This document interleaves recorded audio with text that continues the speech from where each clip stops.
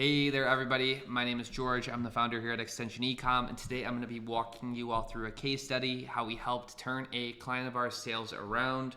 When they came to us, their sales were down about 43% year over year, and after 45 days with us, their sales are trending up again, up 3% year over year to start off September. And we did so while decreasing their ACOS. This was another large pain point for them. It was at 37% when we started on, and we've got it down to 23.8. So let's jump into the case study here. You can see the results prior to working with us. Their sales were down about 142K, which was a 43% year over year dip, and their ACOS was at 37%. Like I mentioned, big pain point for them is that just isn't profitable for their business. Now, in our first month, we got that sales gap down to 64K, which was a 25% year over year decrease, so heading in the right direction. And then we also got their ACOS down 4%, heading in the right direction as well. Then come September, here we can see that their sales are now up by about 3.3 thousand, which is a 3% year over year increase, which is awesome to see. Brand is really happy about that. And their ACOS is also finally back in a healthy spot as we have them down to a 24% ACOS. Now, how do we go about doing this? Well, for this brand in particular, we started off with a console cleanup. So we started by pulling their search term report and identifying terms that weren't converting across multiple campaigns. So what happens here is you get a few clicks in one campaign, a few clicks in another, and you can't really identify specific trends because you don't have a large enough sample size of data. When you combine all of the data together within a search term report, you can more clearly see what branded terms, what non-branded terms are then generating waste. For them in particular, they had a lot of competitor brands that they weren't converting against, and it was spreading them, thin across all those campaigns, and we went ahead and negated them.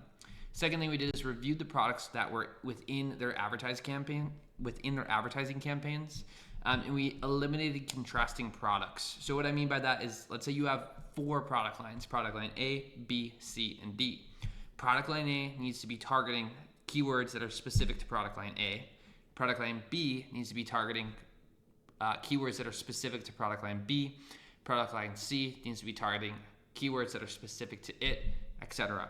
Now, what they would do is they'd mix and match campaign. One would have product line A and product line C and both of the keywords. So that is going to lead to inherent inefficiencies within the console, just because product line C is going to end up on a product line A keyword and they're not going to match and people aren't going to purchase. And we saw this across a lot of campaigns. So what we did is we went in there and we paused all of the contrasting product lines, and we also paused all those keywords so that they had a clean one product line, one set of keywords campaign setup. And then what we did is we relaunched all the ones that got paused in their own campaign to start accumulating more data and see the difference in the results.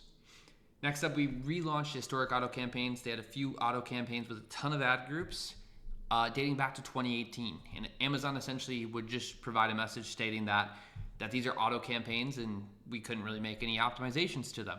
So what we did is we looked at anything that was far above their ACOS goal, 40% plus. We paused those ad groups and went ahead and relaunched those auto campaigns as their own campaign, not as an ad group. What this allowed us to do is just clean up and make better optimizations and have more control over the console. Next up, we went proactive and we launched some foundational campaigns that we see work really well with large catalogs. So we launched 2 catch-all campaigns, one within sponsored products and one within sponsored display. And those landed very well. The SP one's doing about 20% ACOS, the SD is doing about 9% ACOS. Then we also started taking a top-down revenue approach and hitting their top-selling ASINs. And we used purchase-based campaigns, which are just targeting hyper-specific keywords. So shoppers that are looking for their exact product, that are looking to buy right now, and we're only targeting those, and that helps increase the likelihood of conversion. Now in month 2, we saw a large dip to ACOS, over 10%, and we did this through optimizations. So now we've gathered even more data and we have a better understanding. And what we noticed within their autos and broads is they had essentially hit the point of diminishing returns. And I noticed this across a lot of consoles, is at some point within auto and broad campaigns, any further increases to CPC just allows the algorithm to spread you out so thin that your sales kind of flatline, but your spend continues to go up. So we pulled back on those CPCs to make sure that we weren't at that point of diminishing returns, and we're finding that perfect balance point. Next up, we optimized our purchase campaigns as data came in and we got a statistically significant sample size, and we went ahead and scaled what was working and pulled back on what didn't. And finally, we continued to add in negatives to all of their auto, broad, and phrase campaigns to ensure that those campaigns were being run optimally. Next up, we continued to work our way through their catalog, taking that top-down approach and launching campaigns on those hyper-specific keywords to improve conversion rate, and we'll continue to work our way through their catalog as we go.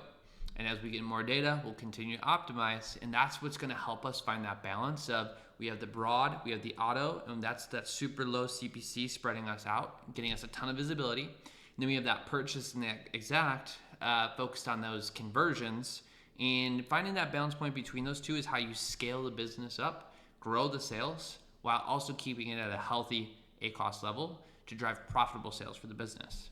So overall, that's how we end up taking a console from a negative 43% year-over-year decline to a 3% year-over-year increase in sales, while decreasing their ACOS from 37% down to 24% in just 45 days. And if you find yourself in a similar situation as this brand, your sales are heading the wrong direction, your ACOS is really hurting your ability to scale, don't hesitate to reach out. We do this all day, every day, and we'd love to support your business as well. Thank you for your time.